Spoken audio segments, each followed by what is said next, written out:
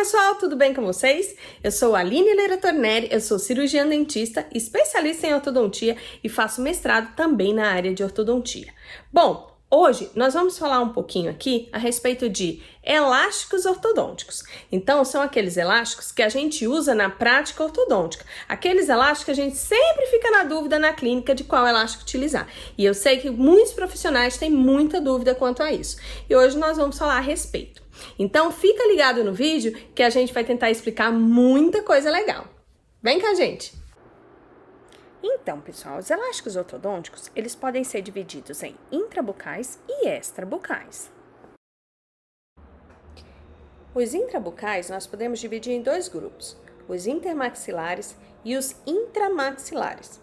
Os intermaxilares são aqueles onde o ponto de apoio é na arcada superior e inferior, que a gente pode dar como exemplo os elásticos de tendência sagital, como para classe 2, classe 3, os elásticos de correção de linha média, os elásticos de tendência vertical, que são aqueles usados para intercuspidação ou extrusão.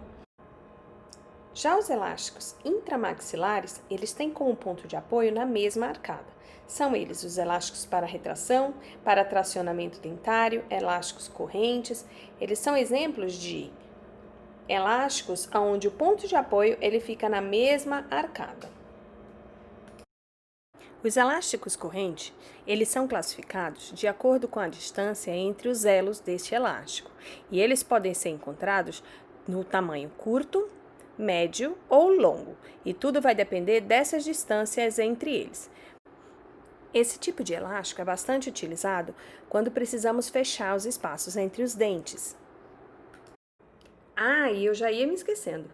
Não utilize esses elásticos correntes quando estiver no início do tratamento, usando aqueles fios finos ainda.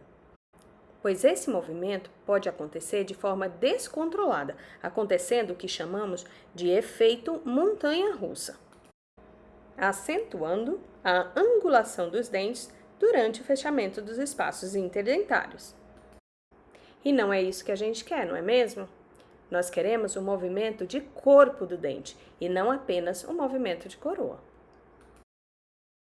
Um outro tipo de elástico bastante utilizado na prática ortodôntica é também chamado de elastique ou alastique. São aqueles elásticos que a gente costuma utilizar para segurar o fio no bracket, ainda na ortodontia convencional.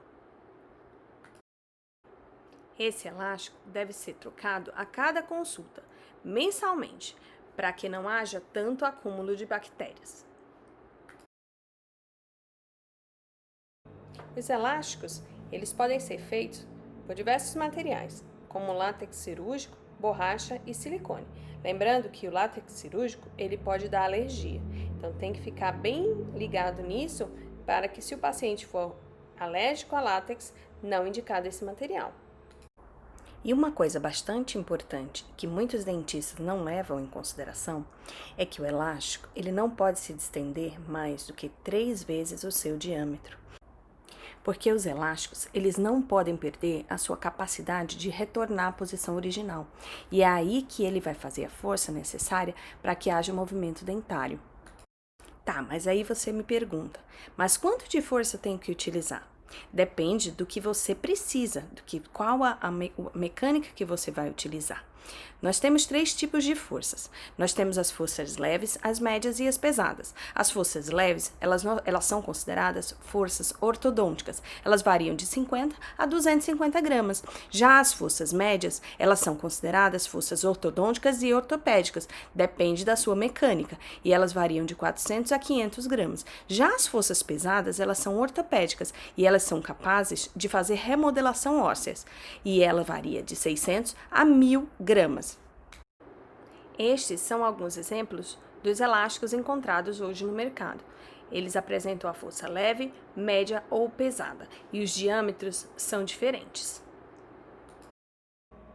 No caso de mordida cruzada posterior, os elásticos mais utilizados são os elásticos de 1/8, uma força de 170 gramas. Estes elásticos precisam ser utilizados durante 24 horas por dia. E mesmo com a abertura de boca de 3 centímetros, a força vertical que será exercida Nesta situação, não será muito diferente daquelas 170 gramas que falamos anteriormente. Então, não tem problema, mas o paciente precisa utilizar durante 24 horas. E se você ainda tem dúvidas sobre quanto de força você deve utilizar para cada situação, existe uma tabela no livro do Cabreira, de 1997, volume 1. Nessa tabela, ele mostra exatamente o tanto de força que você deve utilizar em cada mecânica ortodôntica. Lembrando que essas forças são forças recomendadas e que o cirurgião dentista, o ortodontista, está livre para escolher qual tipo de força e quanto de força deve utilizar em cada caso. Então, como já entendemos a respeito das forças e também que não devemos esticar o elástico mais do que 3 vezes o seu diâmetro, vamos agora entender como escolher o elástico ideal para cada caso no nosso consultório. Então, utilizando qualquer dispositivo para que você consiga medir, como por exemplo uma régua, e nesse caso eu utilizei um paquímetro, meça a distância entre o tubo do molar até o gancho do canino, de onde você vai colocar o elástico, ou seja, a distância aonde você quer que o elástico seja colocado. A partir daí, você vai decidir qual elástico que é mais indicado para o seu caso.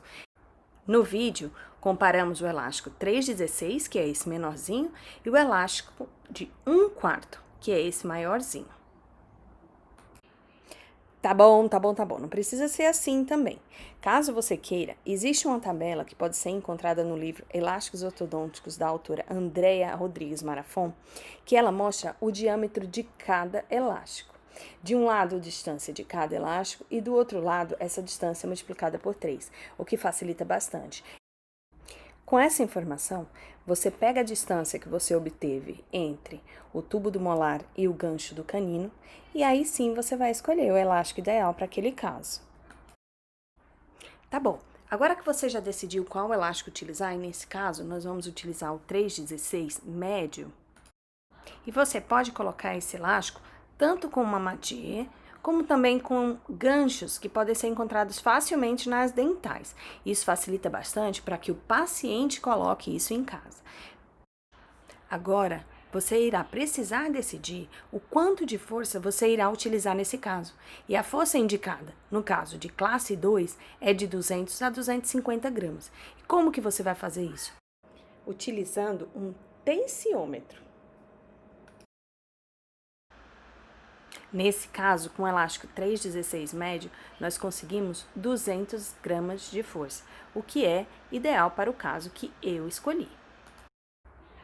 Mas outra coisa que você precisa entender é que se você modificar o local desse elástico, ou seja, se você passar esse elástico, por exemplo, para um segundo molar, você vai aumentar essa distância. Então, consequentemente, você vai aumentar a força.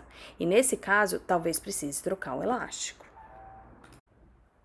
Nesse caso, nós comparamos 3 tipos de elástico. O 3,16, que é esse que vocês estão vendo no vídeo, depois o 1/4 e depois o 5,16, que é um elástico um pouquinho maior que 1/4. Então, podemos observar que o elástico de 5,16 ele ficaria muito grande para o caso que nós escolhemos. Então, optamos por usar o 1/4.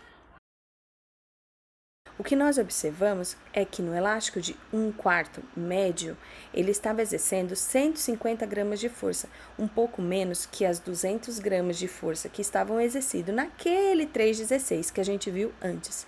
Então aí, depende da conduta que você quer usar nesse caso, se você quer utilizar uma força de 200 gramas ou uma força de 150 gramas.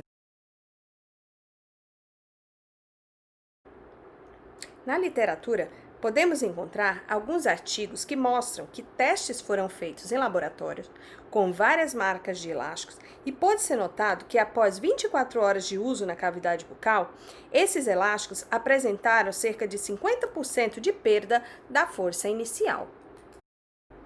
Por esse motivo, uma das recomendações é que o paciente troque esse elástico a cada 24 horas. E aí, para que o movimento dentário ocorra, nós temos que pensar na teoria das 10 horas, preconizada por Andrews. E segundo essa teoria, para que ocorra a movimentação dentária, são necessárias 10 horas de forças contínuas, no mínimo. Ou seja, se o paciente usa apenas 8 horas de elástico por dia, não haverá progresso no tratamento. Então, para você que ainda tem dúvidas se os elásticos realmente funcionam, existe um estudo que foi publicado em 2016 na revista Angle, o qual ele faz uma comparação entre o forceps e elásticos intermaxilares. E a conclusão que eles chegaram é que o forceps ele tem um efeito um pouco melhor e mais rápido, mas que os elásticos eles também são eficientes, se usados na frequência correta, na intensidade correta e na duração correta. E se ainda assim você continua com dúvidas a respeito de como utilizar os elásticos na ortodontia, eu recomendo a leitura desse livro chamado Elásticos Ortodônticos, da autora Andréa Rodrigues Marafon. Nesse livro, a autora mostra diversas possibilidades de utilização dos elásticos ortodônticos. Então é isso, pessoal. Espero que vocês tenham gostado desse vídeo e lembrem-se, nunca parem de estudar e buscar resposta para suas dúvidas. Você pode usar qualquer elástico, desde que você saiba exatamente os efeitos dele na boca do seu paciente. Afinal, é bem mais complicado arrumar os erros depois. Ah, e outra coisa, não esqueçam que tão importante quanto as escolhas dos elásticos é a importância da informação da utilização por parte do paciente, pois se ele não colabora, o tratamento não vai progredir. Espero que tenham todos uma ótima semana e é isso, pessoal. A gente se vê no próximo vídeo. E tá, vou dar um bônus para vocês. Fiquem agora com alguns errinhos de gravação que aconteceram durante esse mês aí que eu tentei fazer esse vídeo para vocês. Como é meu primeiro vídeo, eu acho que eu tenho um crédito, né? Então tá. Tchau, pessoal, e até a próxima. Ai, eu não nasci para ser youtuber, mas vamos lá.